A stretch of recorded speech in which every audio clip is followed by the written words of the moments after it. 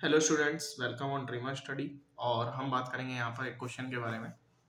देखिए जरा, ये क्वेश्चन है, आप जरा पढ़िएगा। The equivalent resistance of network shown in a figure between A and B. तो यहाँ पे इस तरीके से है, हमसे पूछा है कि बताइए इक्विवेलेंट रेजिस्टेंस क्या होगा। तो अगर आप देखेंगे तो ये वाला जो है ये आपका एन है और ये वाला आपका क्या है, पी। क्लियर। और अगर आप देखेंगे तो एन आपका किससे कनेक्ट है, देखिएगा जरा ध्यान से। ये आपका कनेक्ट है पॉजिटिव से। पॉजिटिव मीन्स हाई पोटेंशियल से। तो जब एन वाला हाई पोटेंशियल से कनेक्ट होगा तो ये क्या हो जाएगा, रिवर्स वाइज हो जाएगा। क्या हो जाएगा भाई, रिवर्स वाइज। तो ऊपर वाले में जाने वाला जो करंट होगा वो क्या हो जाएगा, जीरो हो जाएगा। केवल और केवल क्या बचेगा, 10 ओम रेजिस्टर। तो इसका सही ऑप्शन क्या हो जाएगा आपका, 10 ओम रेजिस्टेंस। क्लियर हुआ या नहीं हुआ भाई? चलिए बताइए। अच्छा, एक सवाल और भी है आप लोग के लिए, देखिएगा जरा ध्यान से। यहाँ पर देखिएगा, 1/म्यू नॉट एप्सिलॉन नॉट का जो यूनिट होता है वो क्या होता है। तो आप लोग को सभी को ध्यान होगा कि C इज इक्वल टू 1/√म्यू नॉट एप्सिलॉन नॉट होता है। अगर हम इसका स्क्वायर कर दें तो यहाँ पर क्या हो जाएगा, म्यू नॉट एप्सिलॉन नॉट, है ना। तो सी स्क्वायर इज इक्वल टू क्या हो जाएगा, mu naught epsilon not. Is it clear? अच्छा ठीक है। तो C का वैल्यू कितना होता है, मीटर पर सेकेंड। तो यहाँ पे क्या हो जाएगा, metre square second square. Clear. अच्छा, एक सवाल और पूछा है। The equation E is equal to P C where E P C represents the energy momentum and velocity of a light is valid. तो यहाँ पे जरा ध्यान से देखिएगा, अब ये किसके लिए वैलिड है। तो भाई अगर आप ध्यान से, आपको पता है तो यहाँ पे देखिए जरा, E is equal to M C square पता है कि नहीं पता है भाई? पता है ना।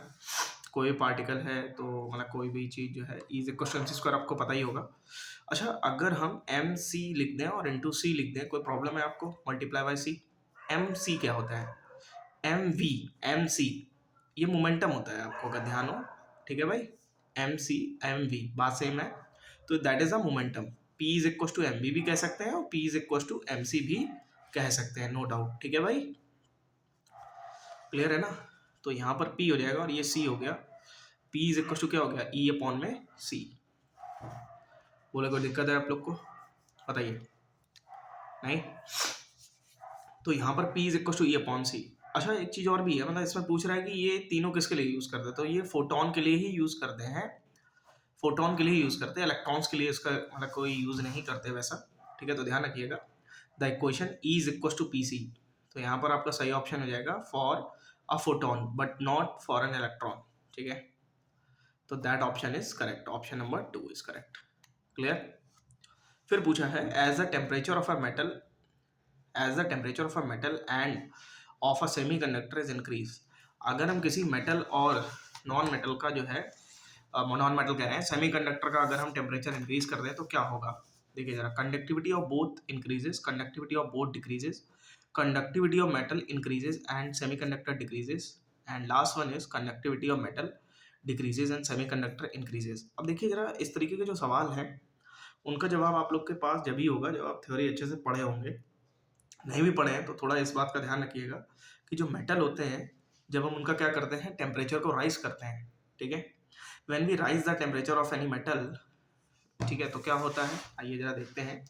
तो मेटल का कंडक्टिविटी क्या हो जाता है, मेटल का कंडक्टिविटी आप लोग का, ठीक है ना, कंडक्टिविटी को रो से डिनोट करते हैं। तो सिग्मा से, सॉरी, सिग्मा से। ओके, तो रो से तो रेजिस्टिविटी डिनोट करते हैं। ओके, तो कंडक्टिविटी यहाँ पर रो, ये हो गया यहाँ पर सिग्मा से। तो ये कंडक्टिविटी क्या होती है, मेटल्स में डिक्रीज होने लगती है जैसे जैसे टेम्परेचर इंक्रीज होता है। Is it clear? लेकिन वहीं अगर सेमीकंडक्टर की बात करेंगे तो सेमीकंडक्टर में क्या होता है, इंक्रीज होने लगती है, conductivity increases and temperature decreases. Is it clear? चलिए आइए देखते हैं। तो यहाँ पर राइट ऑप्शन क्या हो जाएगा, conductivity of metal decreases and semiconductor increases. Option number 4 is correct. Clear. तो चलिए आगे बढ़ते हैं, यहाँ पर आगे बढ़ते हैं और देखते हैं यहाँ पर किस तरीके से आपसे सवाल पूछे जाते हैं। देखिए जरा, एक सवाल यहाँ पर पूछा गया है, when an impurity is doped into a intrinsic semiconductor, the conductivity of semiconductor is. तो अगर हम किसी भी इंट्रिंसिक सेमीकंडक्टर में, ठीक है भाई, क्या कर दें, when an impurity is doped into a intrinsic semiconductor the conductivity of the semiconductor increases. Conductivity क्या होगी, इंक्रीज होगी, ऑब्वियस सी बात है। अगर हम क्या करें, थोड़ी सी डोपिंग कर देते हैं तो हमारी जो कंडक्टिविटी होती है वो इंक्रीज होने लगती है। क्या होने लगती है भाई, इंक्रीज होने लगती है। अच्छा, पूछा गया है the value of ionisation energy of hydrogen atom. Hydrogen atom की आयनाइजेशन एनर्जी क्या होगी। तो आयनाइजेशन एनर्जी क्या होती है, अगर आप देखेंगे तो E N is equal to होता है माइनस का 13.6 अपॉन एन स्क्वायर। ठीक है ना, पहले लेवल पे मान लेते हैं ये है, तो ये हो जाएगा माइनस का 13.6। ठीक है भाई, लेकिन हमको आयनाइजेशन एनर्जी अगर चाहिए तो हमको इतनी ही प्लस की एनर्जी रिक्वायर्ड होगी। तो इसका जो ऑप्शन होगा आपका, option number 1 is correct. Mark out the correct statement. A voltmeter should have smaller resistance, a voltmeter should have larger resistance, an ammeter should have a larger resistance, an ammeter should have a smaller resistance, but it should be greater than the resistance of galvanometer।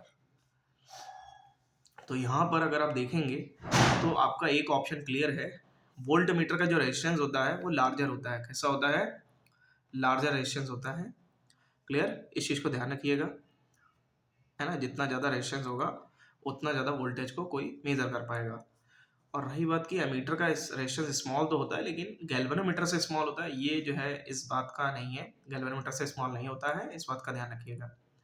ठीक है भाई, और ammeter should be as a larger resistance, नहीं, ammeter का resistance larger नहीं हो सकता है और वोल्ट मीटर का रेजिस्टेंस स्मॉल नहीं हो सकता है। तो ऑप्शन कौन सा करेक्ट होगा, second one option is correct.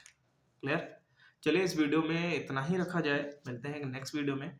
और चलिए आप लोग जो है तैयारी करिए, बाकी हम आपको और भी अच्छे अच्छे क्वेश्चंस कराते हैं।